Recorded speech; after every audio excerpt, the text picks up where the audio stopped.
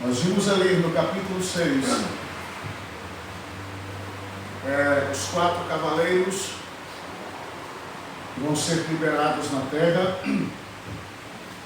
Nada mais são do que facetas das múltiplas formas, das múltiplas faces do anticristo, né?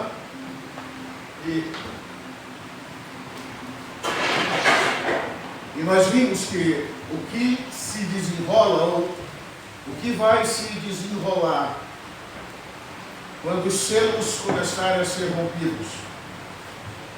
Nós falamos aqui também, irmãos, que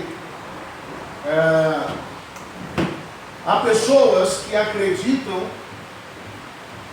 de verdade, parece exagero, mas há pessoas que acreditam que nós já estamos no 6º selo e só está faltando o último selo para Jesus voltar. Mas a verdade é que nem sequer o primeiro selo foi rompido ainda. Estão lembrados que eu falei isso? Porque quando o primeiro selo for rompido, o anticristo vai aparecer como o cavaleiro do cavalo branco, promovendo, vocês estão lembrados bem, uma suposta paz, que é pura mentira, certo? Então, nem sequer entramos no primeiro selo. O dia que nós, como igreja, detectarmos alguém estranho surgindo nas nações, todas as características que temos falado aqui, então, certamente já vamos entender que o primeiro selo foi rompido. Ok? Amém, irmãos? E vimos, né, eu falei para vocês sobre os 7 selos, e paramos aqui no capítulo 8, quando foi rompido o 7º selo, e houve silêncio no céu, por cerca de 30 minutos, explicamos o porquê disso, ok? E agora nós vamos ver aqui sobre as 7 trombetas. Eu falei para vocês aqui que, inclusive, era difícil de explicar, né? É só assim fazendo um estudo muito minucioso, mas 7 selos, 7 trombetas e as 7 taças ocorrem simultaneamente, sincronizadas um no outro. Não é que vai acontecer, porque quando nós olhamos no texto, dá a impressão de que aconteceu primeiro os 7 selos, e aí em seguida vem as 7 trombetas, e lá na frente tem as 7 taças. Aí dá a entender que são eventos cronológicos. Mas a verdade é que os selos, as trombetas e as taças acontecem em sincronia um com o outro no período da grande tribulação. Ok? Da grande tribulação. Detalhe, falei aqui também, e uma vez que nós olhamos para o livro de Apocalipse, é um livro que não é em ordem cronológica. Se você olhar bem as situações do arrebatamento que acontecem no capítulo 6, daqui a pouco no capítulo lá na frente, daqui a pouco outro volta aqui. Então eu costumo dizer que são como as visões que João teve. Ele teve uma partícula aqui de um conhecimento sobrenatural. Daqui a pouco, mais na frente, o conhecimento e a revelação se ampliou. Então ele teve uma amplitude maior de algo que ele já tinha visto anteriormente. Estão entendendo? Então por isso que o livro de Apocalipse ele é assim um quebra-cabeça, né? E aí é nessa questão que a gente acha tão difícil entender o livro de Apocalipse. Mas se nós conhecermos um pouco do primeiro pacto, as profecias dos profetas, a gente alinha com algumas coisas de Apocalipse, não fica difícil de entender, né? É só a gente ir juntando as peças e a gente vê todo um desenho ali. Ok, irmãos? Então, capítulo 8 de Apocalipse, versículo 1. Eu vou ler de novo onde eu parei no domingo passado. Está escrito assim: quando o Cordeiro rompeu o 7º selo, houve silêncio no céu cerca de 30 minutos. Vi os 7 anjos em pé diante de Deus, e a eles foram dadas 7 trombetas. ou 7 chofás, viu? E aqui é chofar, é um chofar, a trombeta aqui. Outro anjo aproximou-se, e aqui começa a questão das trombetas. Aproximou-se e se colocou em pé, com um incensário de ouro, junto ao altar. Ele foi dada uma grande quantidade de incenso para adicionar as orações do povo de Deus sobre o altar de ouro diante do trono. A fumaça do incenso subiu com as orações dos santos da mão do anjo que estava diante de Deus. Então o anjo pegou o incensário, encheu-o com o fogo do altar e lançou-o sobre a terra. E seguiram-se o estrondo de trovões, vozes, relâmpagos e um terremoto. Entenda, uma pausa aqui. Antes da gente continuar, entenda que quando a visão de João se amplia um pouco mais, ele percebe um anjo. O incensário, aquilo que faz fumaça, que os sacerdotes faziam antigamente, faziam fumaça para entrar no Santo dos Santos. Ele vê um anjo com incensário nas mãos, e ele enche, já tinha a oração dos santos ali, ele adiciona um pouco mais. Ele enche o incensário da oração dos santos, e uma vez que ele enche aquilo, ele lança sobre a terra. Percebe o que acontece aqui? As nossas orações sobem em forma de súplicas, em forma de clamor, em forma de maranata, em forma de muitas coisas. Ela sobe assim, e o Senhor, através de um anjo, lança de volta as nossas orações na terra, convertidas em eventos de juízo. Observa que quando o anjo lança na terra, as nossas orações se convertem em relâmpagos, trovões, vozes e terremoto. E o que isso significa? Resposta de Deus à oração dos santos e a sua proteção para os eventos que estão por vir. Porque entenda, a gente sabe que tudo isso é muito assustador, mas em todo tempo Deus vai guardar o seu povo. Repita comigo: Deus vai guardar o seu povo. É igual aos dias do Egito, estão lembrados? Nos dias do Egito, enquanto o Senhor executava toda a sentença contra o Egito, o povo dele estava bem protegido por ele. Você pode dizer amém? Amém. Aquilo nada mais era do que um protótipo das coisas que viriam no futuro, de toda a execução de Deus sobre a terra, em forma de juízo, em forma de sentenças, os selos se rompendo, as trombetas soando ao mesmo tempo, as taças da ira de Deus sendo derramadas. Mas em todos esses eventos, a sua igreja estará protegida por ele. Diga amém. Amém. É claro que a gente precisa entender que os selos, se você olhar bem, teve um momento, se não me engano, no 5º selo, João viu a alma dos discípulos, dos cristãos que foram perseguidos e mortos, e aí eles clamavam por vingança. Por quê? Porque os selos, na verdade, é uma espécie de alerta para a igreja. As trombetas é diretamente para o mundo. Percebe? Os selos é para acordar a igreja, tá bom, irmãos? Quando essas coisas começarem a acontecer, os selos são especificamente para trazer um despertar para o povo dele. Porque naqueles dias, assim como nos dias de hoje, nós estaremos muito preocupados e distraídos com muitas coisas. O povo de Deus vai estar praticamente vivendo e entrando na linha do tempo que o Senhor falou sobre Noé, vivendo uma vida normal e natural.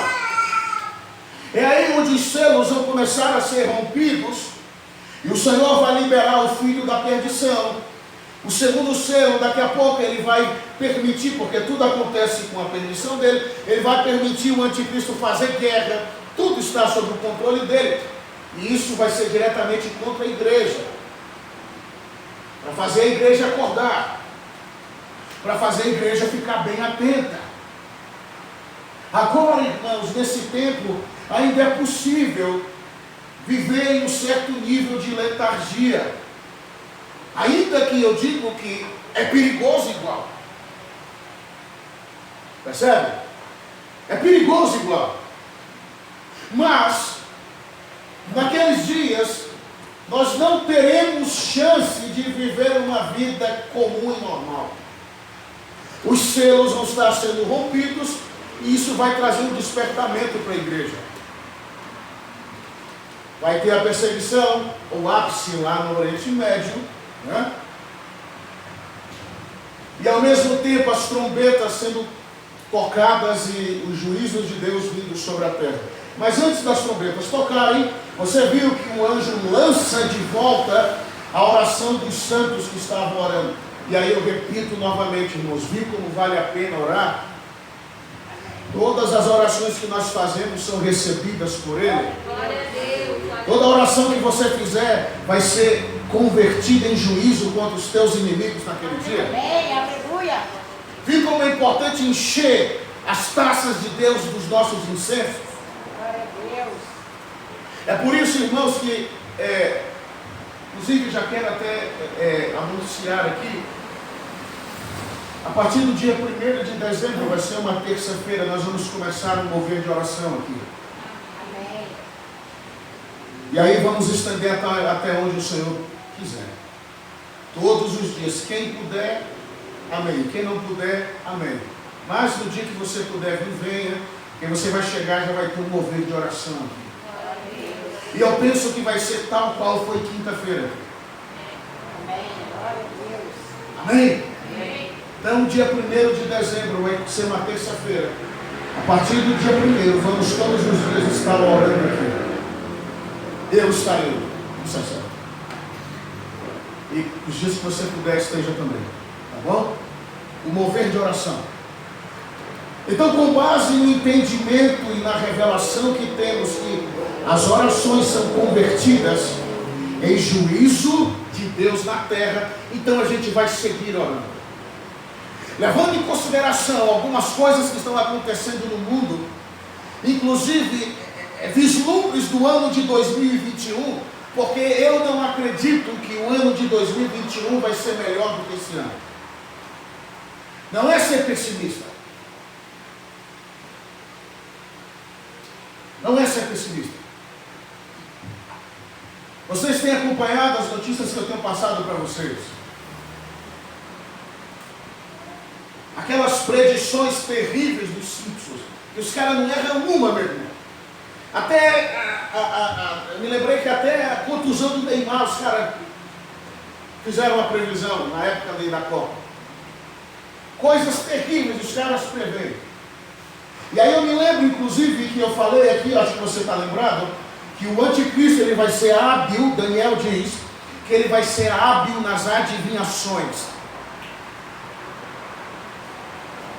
Percebeu? Por que será que os Simpsons têm tanta precisão? Espíritos de adivinhação, irmãos. Entende? E você viu aquela situação lá de 2021? Apareceu aquela cena 2021. E antes mesmo disso acontecer, nós tínhamos falado aqui em uma ocasião que eu e a pastora conversávamos em casa de uma necessidade de entrar 2021 orando. Não entendíamos porquê, mas agora temos um pouco mais de clareza. A gente vai entrar o ano de 2021 orando. E o Senhor vai seguir nos guardando com a sombra das suas asas, irmãos. Eu creio nisso. Eu creio nisso. Nós estamos na rota certa, viu? Não tenha dúvida disso. Muito bem. Então, o versículo 6, ele começa o posicionamento dos anjos com as trombetas. Então os 7 anjos que tinham os 7 chofás prepararam-se para tocá-los. Muito bem. O primeiro tocou o seu chofar, e granizo e fogo misturado com sangue foram lançados sobre a terra. Foi queimado 1/3 da terra, 1/3 das árvores e toda a relva verde. Observe. Eu disse aqui em outra ocasião que há pessoas que pensam que essas situações são simbólicas. E aí o que foi que eu disse para você? Bem, para alguém acreditar que tudo isso aqui não vai acontecer na terra de forma literal, é simbólico, então a gente precisa também acreditar que o que Deus fez no Egito não foi literal, foi simbólico. Entende? A verdade é que Deus fez literalmente aquele juízo sobre o Egito, e Ele vai fazer novamente nos últimos dias. Glória a Deus. Eu não sei se você percebeu, irmãos, mas quando a primeira sentença de Deus é granizo e fogo misturado com sangue. Se você olhar no livro de Êxodo, é exatamente uma das pragas que Deus lançou no Egito. Se você olhar em Gênesis, é a mesma praga que Deus lançou em Sodoma.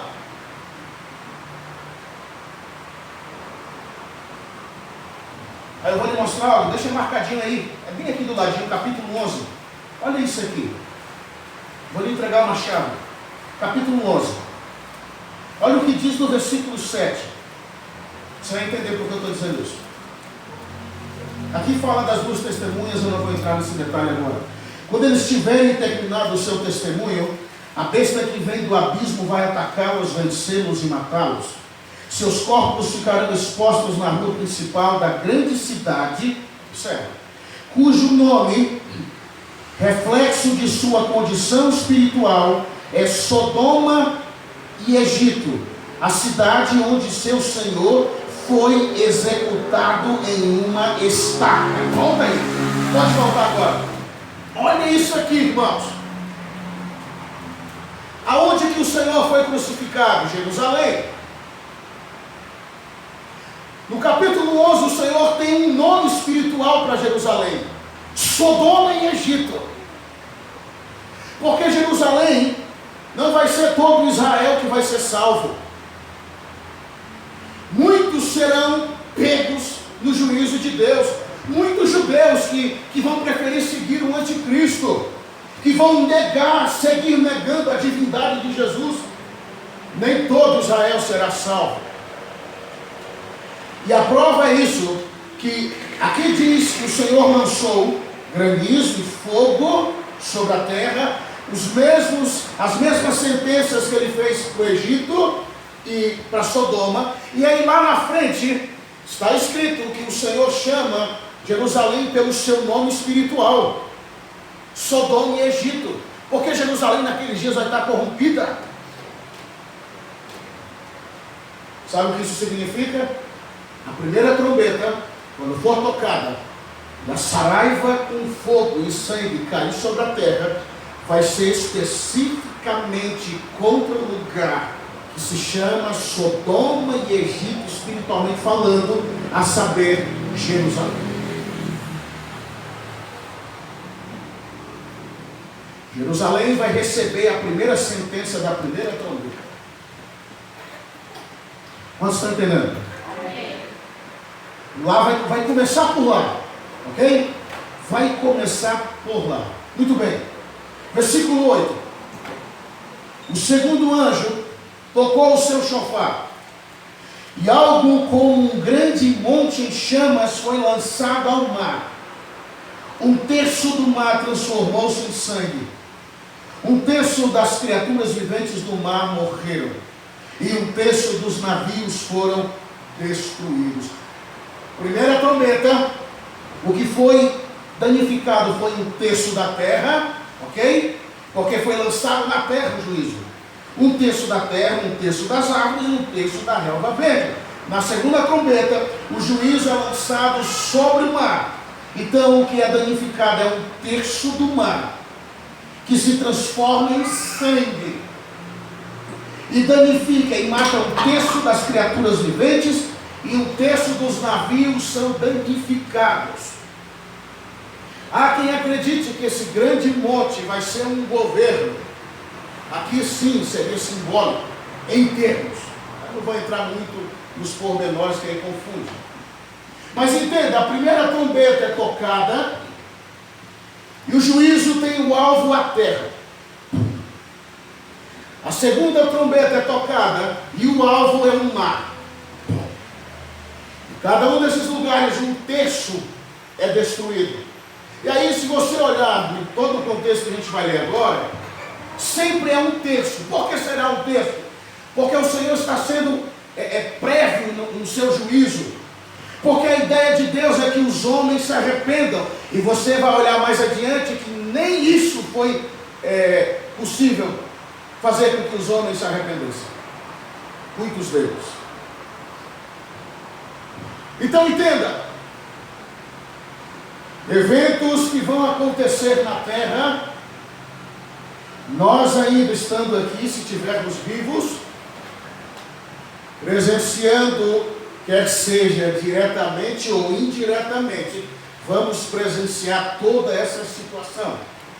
As trombetas tocando em sincronia com os selos se rompendo e as taças da ira de Deus sendo derramadas sobre a terra. Estão entendendo até aqui, irmãos? Vamos prosseguir, versículo 10.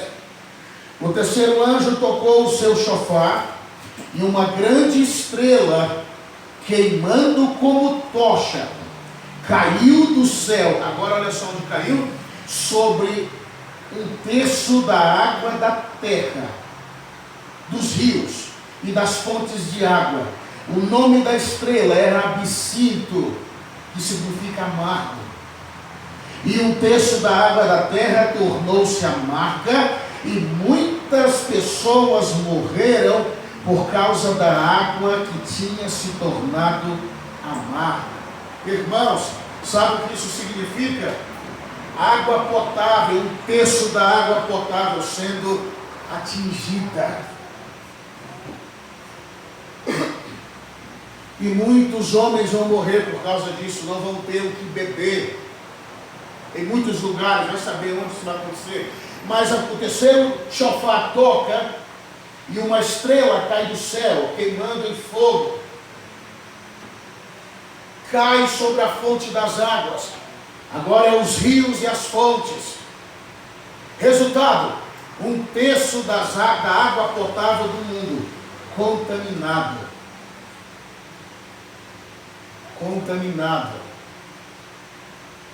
Impossibilitando os homens de beberem água. João foi claro em dizer: e muitos vão morrer, porque não tinha mais o que beber. Certo? Esse é o terceiro trombeta. Seguimos. Versículo 12. O quarto anjo tocou o seu chofar, e um terço do sol foi ferido. Também um terço da lua, e um terço das estrelas, de forma que um terço deles escureceu. O dia ficou com um terço a menos de luz, e aconteceu o mesmo com a noite. Meu Deus. Quando a quarta trombeta tocar, haverá uma breve escuridão sobre a terra. É breve. Observa que João disse que foi um terço do sol. Se fosse o sol inteiro, era a volta de Jesus. Mas foi um terço do sol, um terço da lua. Significa que em algum momento a terra vai diminuir a sua luz, a lua vai diminuir a sua luz, o sol vai diminuir a sua luz, e brevemente teremos um certo nível de escuridão na terra. Eu não sei se você sabe, Mas há um tempo atrás, é por isso que a gente tem que estar bem atento, né? E filtrar tudo. Estava rodando por aí áudios no WhatsApp de algumas pessoas que estavam profetizando. Eu me esqueci, eles foram corajosos em dizer até a data, se não me engano foi em maio, de que passaríamos por um momento de escuridão. E seria necessário velas, porque daria até inclusive problemas em todas as redes de eletricidade. Seria necessário comprar coisas e levar para casa, assim dizia no áudio. E não poderíamos sair na escuridão, porque os demônios estariam permeando a escuridão. Nem sequer poderíamos abrir a cortina da janela da nossa casa para olhar do lado de fora. E aí algumas pessoas ficaram um tanto perplexas com isso. Isso chegou ao meu entendimento e eu de imediato detectei que isso não iria acontecer porque estava muito cedo. É como eu disse agora há pouco, tem gente que acredita que a gente já está no sexto selo. O anticristo nem apareceu, a gente já está no sexto selo. Percebe? Então eu tive plena convicção de que esse dia de escuridão não iria acontecer. Chegou o tal dia, de fato não aconteceu. Por quê? Porque não é o tempo. Porque a trombeta ainda não soou também. Está entendendo? Mas a verdade é que sim, em um momento oportuno, haverá uma breve escuridão na terra. E os nossos olhos vão ver isso, viu, irmãos? Estão entendendo até aqui? Muito bem, estou mastigando aqui para vocês, tá? Ok, versículo 13. Então olhei e ouvi uma águia bradar no céu. Bem, pode ser que seja um anjo. Enquanto voava pelo meio do céu. Ai, ai, ai dos homens que habitam na terra, por causa dos toques que faltam dos 3 anjos, que ainda deverão soar suas trombetas. Então observa, depois da 4ª trombeta, do 4º chofar, surgirá provavelmente um anjo no céu, bradando em alta voz e falando ai 3 vezes. Não sei se você sabe, mas a palavra ai significa dor, agonia, angústia, sofrimento. E ele disse: ai, ai, ai dos habitantes da terra, porque ainda faltam 3 chofars tocar. E esses 3 vão ser os mais terríveis. Se até o 4 já foi complicado, imagina adiante. Percebe? Ele anunciou que seria horrendo o que estava por vir. Capítulo 9, versículo 1. O 5º anjo tocou no seu chofar e viu uma estrela que havia caído do céu sobre a terra. Mais uma. Agora observa isso. E lhe foi dada a chave do poço que leva ao abismo. Ele abriu o poço do abismo e subiu dele fumaça, como de uma gigantesca fornalha.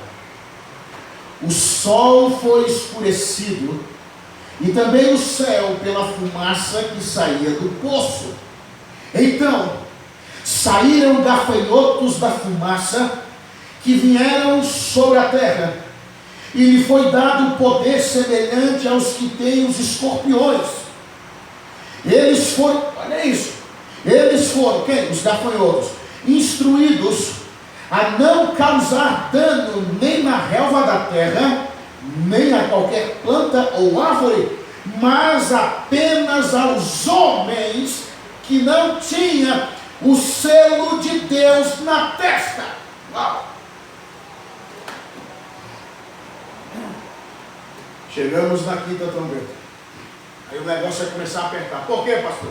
Porque até a quarta, com exceção da questão das águas potáveis, que alguns homens morreram, mas da quinta à sétima, literalmente, o alvo serão os homens. Da quarta para a primeira, estava focado na natureza, né? Na terra, no mar, nas águas potáveis. Da quinta para a sétima, o alvo aqui são os homens. É por isso, irmãos, que eu sempre digo: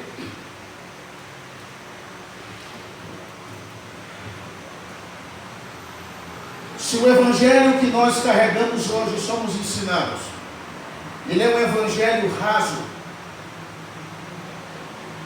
a gente não vai aguentar a pressão naquele dia. Não tem como. Desculpa dizer, mas não tem como. É por isso que é importante termos um evangelho, digamos assim, escancarado agora, como ele de fato é. Quantos estão entendendo? Amém. Como ele de fato tem que ser proclamado. Porque observe, irmãos, isso aqui é algo real, literal, que vai acontecer. João viu pelos olhos da profecia o que vai suceder na terra, irmãos. E não pense, mais uma vez eu digo aqui, eu lhe advirto, não pense que isso vai ser só daqui 1000 anos. Você tem visto homens relatando datas, inclusive até de 2030, como eu mostrei para vocês. E eu penso que nós vamos, no máximo a 2033, não estou dizendo que Jesus vai voltar aí, tá? Mas do jeito que as coisas estão andando, a minha leitura é que a gente não passa muito de 2030 nesse sentido. Talvez um pouquinho mais, mas sinceramente não sei.